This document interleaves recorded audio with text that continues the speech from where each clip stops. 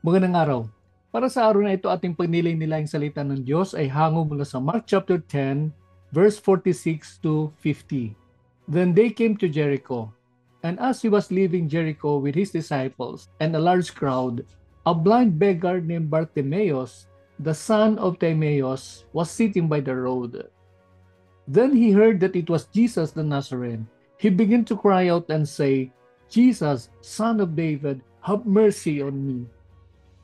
Many were sternly telling him to be quiet, but he kept crying all the more, Son of David, have mercy on me.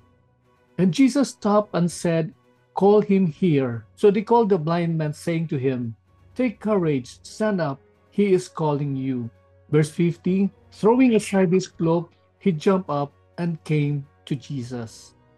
May the Lord bless the reading of His Word. Dito sa ating binasang talata, mapapansin natin na si Bartimaeus na isang visually impaired, isang bulag, ay nagpakita ng kanyang pagpupunyagi sa kanyang paglapit sa Panginoon. At hindi lang po yun, siya din po ay nagpakita ng matinding pananampalataya sa Diyos, na kung saan ay kahit na po ay pinagsabihan na po siya ng mga tao na sa paligid, huwag kang maingay, be quiet, sabi sa kanya. Pero anong pong ginawa po niya? Lalo po siyang nagsusumigaw at sinabi niya, Son of David, have mercy on me. Ibig sabihin po nun, talagang idinidiin niya kanyang paniniwala sa Panginoon, yung kanyang pananampalataya sa Diyos. Walang makakapigil po sa kanya. Napakaganda po. Kaya po mapapansin po natin sa talatang 4, sabi po rito, and Jesus stopped and said, Call him to me. It was at the time that Jesus was able to get his attention. Isipin nyo na lamang po, napakadami pong tao, napakadami pong mga lumalapit sa kanya at nagnanais makarinig sa kanyang mga insight, sa kanyang nais na malaman ng mga tao. Marami po siyang ginagawa. But this particular person, Bartimaeus, was able to get Jesus' attention. Kaya nga po makita po natin dito po na talagang napakatindi po ng kanyang pananampalataya. At nung sinabi na ng Panginoon, call him here, hayaan mo siyang lumapit sa akin. Hayaan mo siyang idulog sa akin yung kanyang karaingan, ano man yung kanyang mga concern. No? Kaya sa verse 50, ito po isa sa pinakamagandang bahagi po ng talatang ito. Mapapansin po natin, napakaganda po nang nangyari. Ano pong ginawa ni Bartimaeus? Ang sabi po dito, throwing aside his cloak, he jumped up and came to Jesus. Now, I would like you to take note of the term, yung sinabi po niya, throwing aside his cloak, yung kanyang balabal.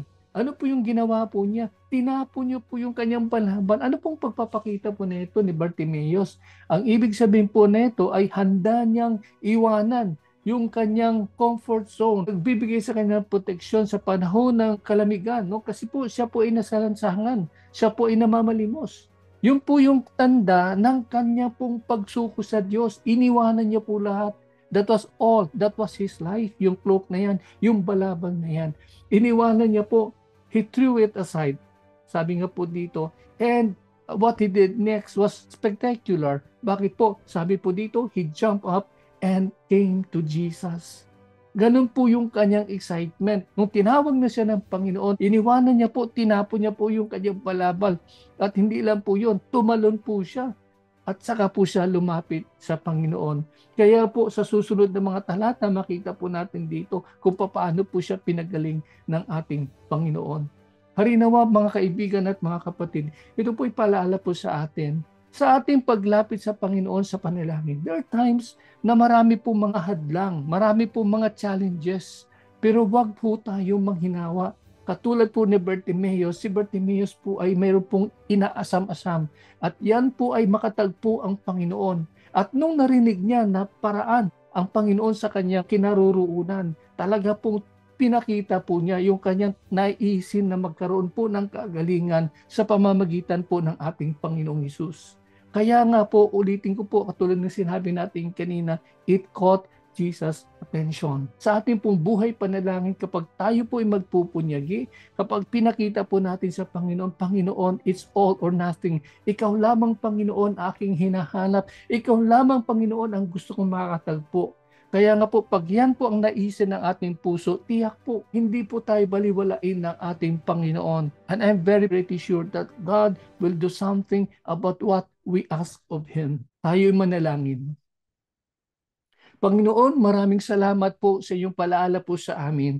Una sa lahat, Panginoon, ipinakita niyo po ang kahalagahan po ng pagkilala po namin ng aming pong pangailangan.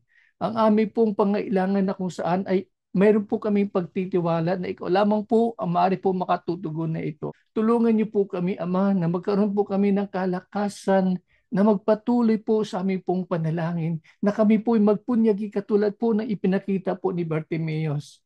Panginoon, tulungan niyo din po kami na magkaroon po kami ng sapat na pananampalataya sa inyo upang kayo'y masunod po namin amang banal.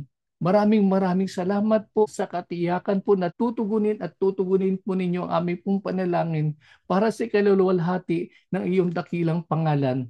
Maraming salamat po muli. Ibinabalik namin sa inyo ang lahat ng papuri at pagsamba sa matamis at makapangyarihang pangalan ni Jesus.